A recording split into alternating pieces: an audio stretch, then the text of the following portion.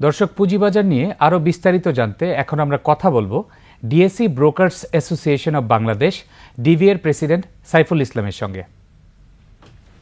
আপনাকে স্বাগত 21শে বিজনেসে। জি, আসসালামু আলাইকুম। ওয়ালাইকুম আসসালাম।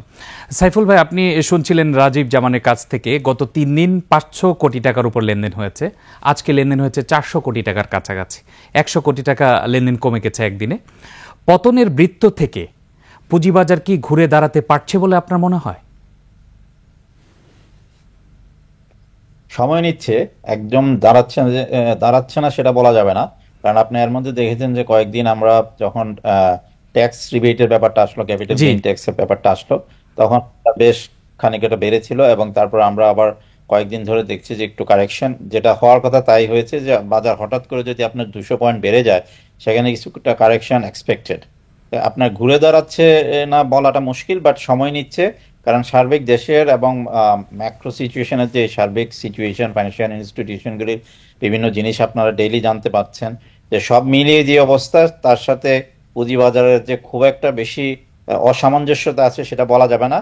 এটা ঘুরে দাঁড়াচ্ছে, বাট ইটস টেকিং টাইম। জি সাইফুল ভাই, আপনি যেটি বলছেন যে ইকোনমিক ইন্ডিকেটর যেগুলো রয়েছে, পারিপার্শ্বিক অবস্থা রয়েছে, রাজনৈতিক পরিস্থিতি রয়েছে, আমরা দেখেছি পুঁজিবাজারে যে কোনো নেতিবাচক প্রভাব খুব দ্রুত পড়ে যায়, কিন্তু ইতিবাচক প্রভাবটা পড়তে একটু সময় লাগে। আমি যদি গত 10-15 বছরের কথা বলি, ডিএসই এক্স ইন্ডেক্সের যে অবস্থান রয়েছে, লেনদেন রয়েছে, সেগুলো কিন্তু কোনোভাবেই স্বাভাবিক বলা চলে না। প্রতিনিয়ত বিনিয়োগকারী পুঁজি হারাচ্ছেন। সেক্ষেত্রে আপনার কাছে আর কি কি কারণ থাকতে পারে? রাজনৈতিক অস্থিরতার পাশাপাশি প্রাতিষ্ঠানিক বিনিয়োগকারী কি অংশগ্রহণ করছেন?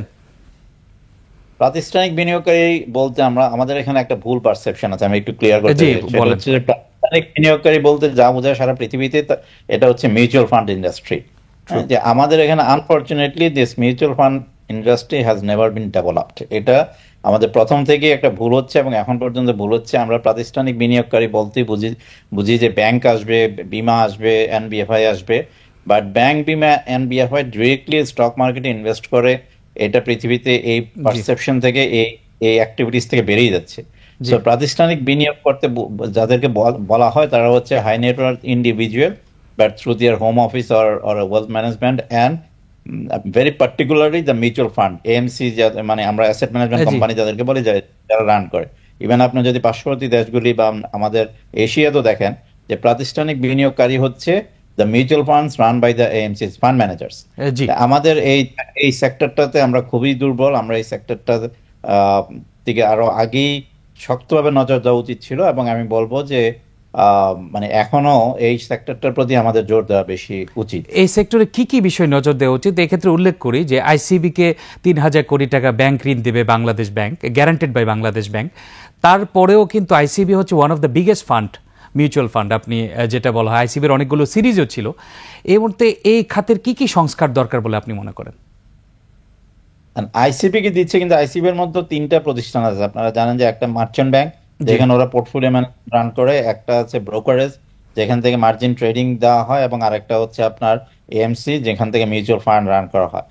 3টার মধ্যে ডিস্ট্রিবিউশন কি হবে আমরা জানি না, বাট আইসিবির নিজস্ব, আইসিবির যারা আপনার কর্ণধার, যারা চালাচ্ছেন বোর্ড লেভেল থেকে বা ম্যানেজমেন্ট লেভেল থেকে, ওনারাই বলছেন যে আইসিবি ঋণে জর্জরিত। এই 3000 কোটি টাকাতে কত টাকা মার্কেটে আসবে, এটা ওনারাই সন্দিহান। সেই ক্ষেত্রে আমরা আসলে বলতে পারবো না যে কত টাকা মার্কেটে আসবে। বাট তারপরেও যেটা হচ্ছে কি, আইসিবি কে অ্যাক্টিভ করার একটা প্রয়াস, সেটা পজিটিভলি দেখা উচিত, যে আইসিবি কে ঘুরে দাঁড়ানোর একটা চেষ্টা। কিন্তু তার আগে আমরা যেটা বলে আসছি, যে আইসিবি নিজেরই রিফর্ম করা দরকার। কারণ এখানে যে টাকাটা দেওয়া হচ্ছে, এটা পাবলিক মানি, এবং এটার যাতে ইউটিলাইজেশন হয়, যেটা হয় না ইতিপূর্বে আমরা দেখেছি।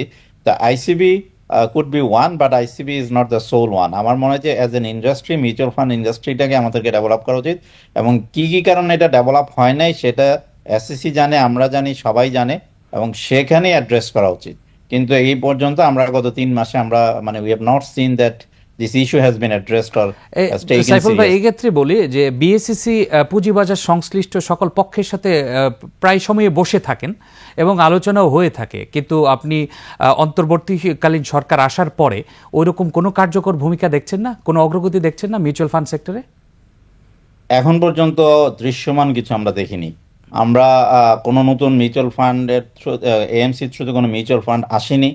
যেখানে যে মিউচুয়াল ফান্ডগুলির ব্যাপারে যথেষ্ট পরিমাণ আপনার কথাবার্তা আছে, সেগুলি নিয়েও কোনো দিক নির্দেশনা আমরা এসএসসি থেকে পাইনি।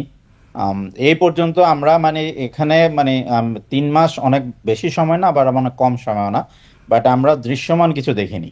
জি, দৃশ্যমান আসলে বিষয়টা বৈজ্ঞানিক ইম্পর্টেন্ট।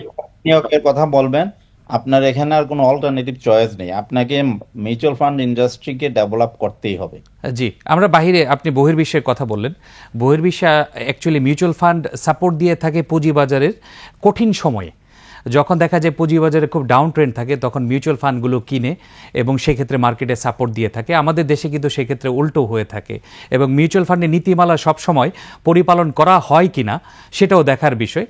এক্ষেত্রে আপনি মিউচুয়াল ফান্ডের সংস্কারের কথা বললেন, আর আপনি যেহেতু ডিবিএর প্রেসিডেন্ট, সেক্ষেত্রে ব্রোকার্স যারা রয়েছে তাদের পুঁজিবাজারে কী ধরনের অবদান থাকতে পারে বলে এই মুহূর্তে আপনি মনে করেন? পুঁজিবাজারে ব্রোকারদের সবচেয়ে বড় অবদান হচ্ছে যে আপনার to ensure the accountability and transparency. এটা আমরা যারা স্টক ব্রোকিং ব্যবসায় আছি, যে প্রতিটা স্টক ব্রোকার সারা বিশ্বে একটা সেলফ রেগুলেটরি অর্গানাইজেশন, জি, যে আমার এখানে প্রথমে এনশিওর করতে হবে যে আমার এখানে নিজস্ব যে কোম্পানিটা আমি চালাচ্ছি এটা থেকে ট্রান্সপারেন্সি আছে কিনা, am I accountable to my investors. জি, অ্যান্ড এখানে বিনিয়োগকারীদেরকে আমরা কোনো পরামর্শ দিতে পারি না, কিন্তু বিনিয়োগকারীরা যদি আমরা দেখি যে এমন কোনো সিদ্ধান্ত নিচ্ছে যেটা which will not I mean not actually will bring any good to the investors or to the market, সেখানে আমরা এই জিনিসটা ওনাদেরকে হাইলাইট করতে পারি। বাট যেটা বললাম সেটা হচ্ছে ট্রান্সপারেন্সির একটা মানে one of the core issue of the transparency, যে আমরা সঠিক কাজটা সঠিক সময় করছি কিনা, whether we are playing a responsible role in our own activities.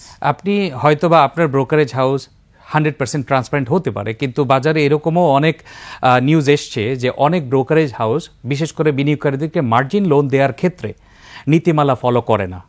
হয়তোবা 200% মার্জিনের জায়গায় 400-500%ও দিয়েছে, তারপরে জেড ক্যাটাগরিতে দিয়েছে। এই যে বিষয়গুলো আসলে আইনের আওতায় আনা উচিত কিনা পুঁজিবাজারের স্বার্থে, আপনি ডিবি এর প্রেসিডেন্ট হিসেবে কি মনে করেন এক্ষেত্রে? Margin trading, margin account, margin facilities বা ল্যান্ডিং বোরিং যেটাই বলি, আমরা সামগ্রিকভাবে বলছি যে ইট ইজ ফ্লট, যে এই সিস্টেমটা আছে এটা is not the right system G, to follow. এটা শুধু ব্রোকারেজ না, এটা মার্চেন্ট ব্যাংকে হচ্ছে, অন্য জি, জায়গাতেও হচ্ছে। এই পুরো সিস্টেমটাকে আমরা বলছি যে রিভিউ করার জন্য। আপনি নিশ্চয়ই দেখেছেন যে আজকে 1 বছর ধরে আমরা বলে আসছি যে মানে দিস ইজ মানে we are in a dangerous situation as far as the margins R concern. এই জিনিসটা নতুন করে ভাবতে হবে। এভাবে মার্জিন ট্রেডিং যদি হয় এবং মার্জিন ল্যান্ডিং হয়, এটা কারো জন্যই বেনিফিট নিয়ে আসে না। আর আপনি যদি বলেন যে টোটাল মার্জিনের কত পার্সেন্ট ব্রোকারেজ থেকে গেছে, actually in that in context of the total number, এটা আমার মনে হয় না যে খুব বেশি হবে। বাট ইন এনি কেস, যে এটা সবারই দেখা উচিত, সবারই ট্রান্সপারেন্সির মধ্যে আসা উচিত। এবং আমি যেটা বলতে যাবো সেটা হচ্ছে যে পুরো জিনিসটাই নতুন করে রিভিউ করা উচিত। Task force is working, I am not sure if they are working on it not, but margin account, margin trading facilities, the systems, এই পুরো জিনিসটা ইমিডিয়েটলি রিভিউ করা উচিত।